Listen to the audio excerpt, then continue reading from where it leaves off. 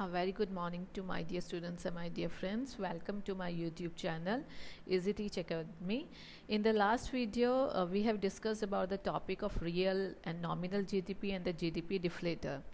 And in real GDP, between the real GDP and the nominal GDP, we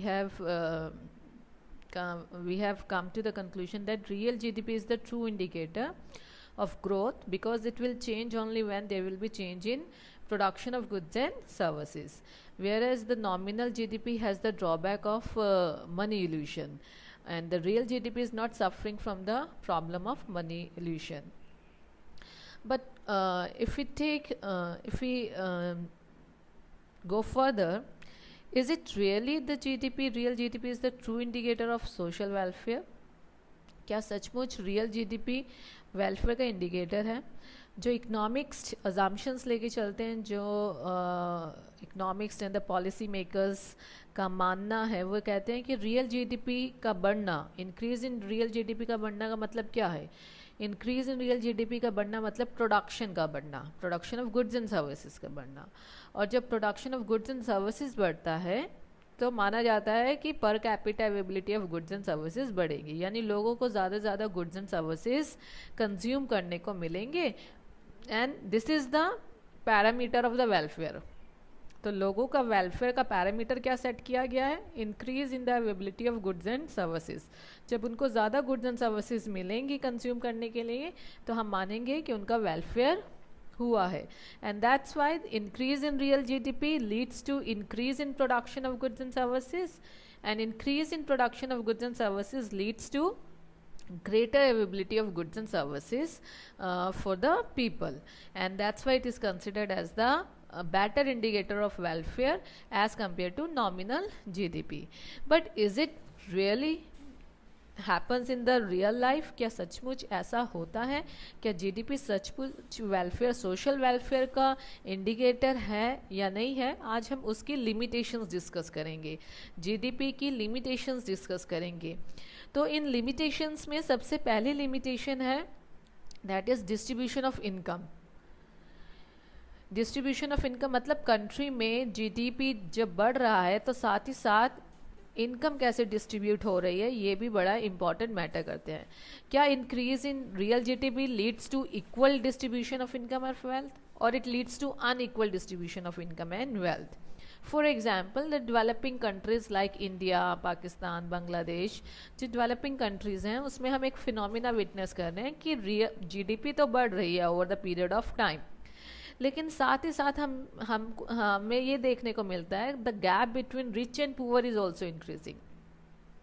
The richer is getting more richer, the poor is getting more poorer, and there are instances of news आप सुनते हैं starvation death की, कि लोगों को खाना नहीं मिल पा रहा इसलिए उनकी मौत हो जाती है। So what this news indicates, what this headlines indicates, that in GDP के बढ़ने के बावजूद भी लोगों का वेलफेयर नहीं हो रहा है। So there are chances that the increase in GDP may not lead to the equal distribution of income and wealth, and that is the biggest limitation of GDP. तो GDP का सबसे बड़ा लिमिटेशन यही है कि GDP का बढ़ना ये एश्योर नहीं करवाता कि साथ ही साथ कंट्री में इक्वल डिस्ट्रीब्यूशन ऑफ इनकम और वेल्थ हो रहा है। Now comes the second limitation, that is composition of GDP. When we are saying composition of GDP, it means what type of goods and services we are producing in economy, कि GDP में हम किस type के goods and services बना रहे हैं। तो chances are there कि increase in on one hand the GDP is also increasing, but on the other hand the production of such goods and services are taking place in economy which is not welfare oriented. तो chances ये है कि GDP तो बढ़ रहा है, लेकिन साथ ही साथ ऐसे टाइप के गुड्स एंड सर्विसेज का प्रोडक्शन बढ़ रहा है जो वेलफेयर ओरिएंटेड नहीं है, जिनसे वेलफेयर नहीं होता। For example arms and ammunitions, हथियार। वर्ल्ड में बहुत सारी ऐसी कंट्रीज़ हैं जिनका main business equipments, arms and ammunition बनाना है, हथियार बनाने हैं। तो वहाँ उन कंट्री में आप देखते भी हैं कि इंसिडेंट्स आते रहते हैं, रिपोर्ट आती रहती हैं कि कोई शूट आउट हो गया है, और वहाँ हथियार इतनी ईजिली अवेलेबल है, लाइसेंस की ज़रूरत नहीं है, कोई भी परचेज़ करता है।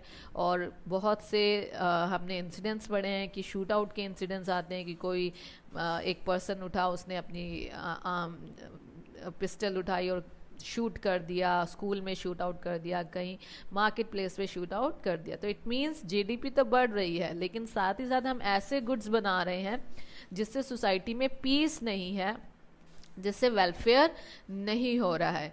मोरोवर जो ये आर्म्स एंड एम्यूनेशन है वो वर्ल्ड में टेररिज्म भी प्रमोट कर रहे हैं। They are getting the arms and ammunition from where they are getting, so it's a bigger question.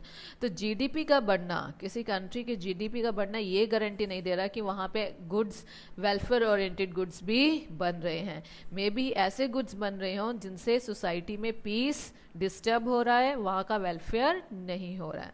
So the second drawback is the composition of GDP.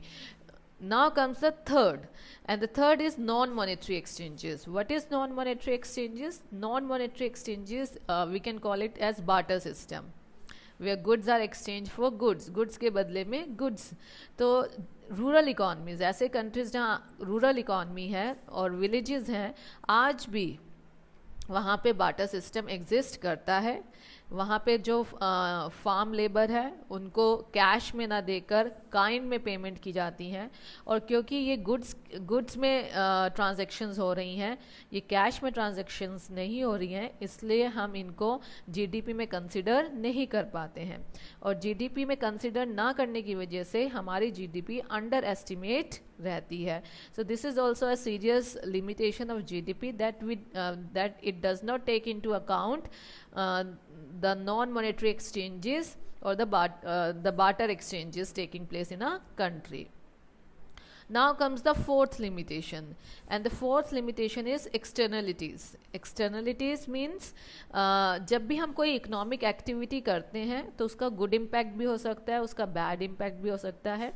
Good impact other people enjoy कर रहे हैं लेकिन उसके लिए कोई payment नहीं कर रहे हैं। बैड इम्पैक्ट हुआ लेकिन उसके लिए कोई पेनल्टी पे नहीं की गई है। So externality is nothing but the it refers to good or bad impact of an economic activity without paying price or penalty for it. So it means it is of two types, positive externality and negative externality. Positive externality means good impact. For example, there are two farmers, दो farmers हैं, उनके farm side by side हैं। एक farmer का Apple orchard है, सेब का बाग है, और एक फार्मर बी कीपिंग कर रहा है, मधुमक्खियों का पालन कर रहा है। अब जो मधुमक्खियों का पालन कर रहा है वो जब मधुमक्खियों को छोड़ेगा तो वो कहाँ जाएंगी? वो बाग के ऑर्चर्ड में जाएंगी नेक्टर लेने के लिए।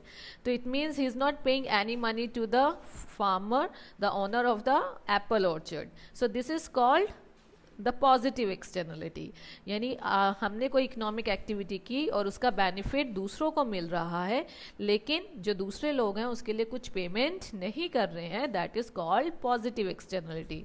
For example, an educated person, एक पर्सन ने अपनी एजुकेशन पे स्पेंड किया है और उस एजुकेशन से ना सिर्फ उसका बेनिफिट होगा बल्कि सोसाइटी का भी बेनिफिट होगा। तो जो सोसाइटी है, सोसाइटी के लोग हैं, वो उसको उसके लिए पे नहीं करेंगे। सो this is the example of positive externality. Similarly, negative externality. Negative means bad impact of an economic activity, but no penalty is being imposed or paid by the person. For example, बहुत ही common example है वो pollution और the smoke emitted by the factories. Factory से जो धुआं निकल रहा है उससे पोल्यूशन हो रहा है, आसपास के जो लोग रह रहे हैं उनको डिजीज़ हो रहे हैं, रेस्पिरेटरी प्रॉब्लम्स हो रही हैं, लेकिन उन प्रॉब्लम्स के बावजूद उस फैक्ट्री ओनर पर कोई पेनल्टी नहीं लग रही है। So this is the impact of negative externality. अब जीडीपी ना तो पॉजिटिव एक्सटर्नलिटी को कंसिडर करता है और ना ही नेगेटिव एक्सटर्नलिटी को कंसिडर करता है, इन दोनों को ही कंसिडर नहीं करता है, इसलिए जीडीपी का लिमिटेशन है और इसलिए हम जीडीपी को इंडिकेटर नहीं मानते हैं वेलफेयर का। सो इट मीन्स हम जीडीपी को वेलफेयर का इंडिकेटर क्यों नहीं मानते, क्योंकि सबसे पहला reason, it does not ensure the equitable distribution of income and wealth, क्योंकि ये डिस्ट्रीब्यूशन ऑफ इनकम पे कोई रोशनी नहीं डालता है. Second, the composition of GDP में be such that which is not welfare oriented.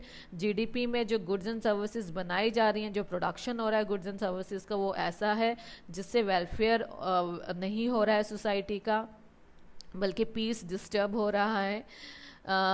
Then comes the third, it ignores the non monetary exchanges. GDP में हम बार्टर सिस्टम के ट्रांजेक्शन्स को कंसिडर नहीं करते हैं, जिससे हमारी जीडीपी कम रह जाती है. And the fourth is, it does not consider the good and the bad impact of an economic activity. That's why it is not considered as the true indicator of social welfare. I hope ये video आपको इस topic के सारे doubts clear करेगा. Kindly watch the video, share the video, like the video and subscribe my channel, and please play the quiz also that will be shared in the description box. Thank you.